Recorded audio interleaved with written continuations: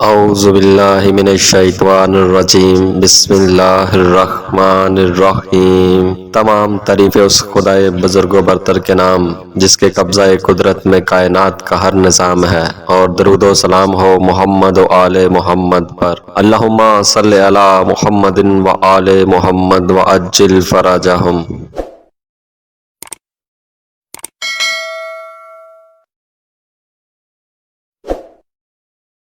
شعبان کے آخری دنوں کے لیے حضرت امام علی رضا علیہ السلام کی 8 سفارشیں۔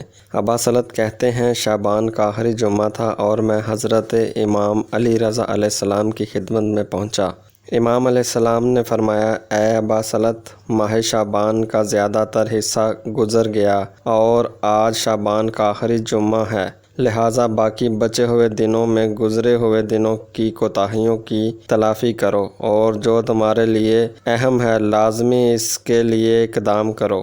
دعا زیادہ کرو، استغفار زیادہ کرو، قرآن مجید کی تلاوت زیادہ کرو، اللہ کی بارگاہ میں اپنے گناہوں کی توبہ کرو تاکہ خالص طریقہ سے اللہ کے مہینے رمضان میں داخل ہو۔ جو بھی امانت تمہاری گردن پر ہے اسے ادا کرو۔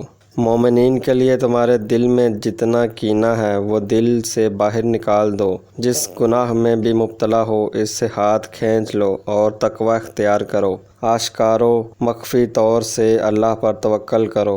اس مہینے کے باقی بچے ہوئے دنوں میں بہت زیادہ یہ کہو، بار الہی، اگر شعبان کے گزرے ہوئے دنوں میں تو نے ہمیں معاف نہیں کیا ہے تو باقی بچے ہوئے دنوں میں ہمیں معاف کر دے، آمین یا رب العالمین۔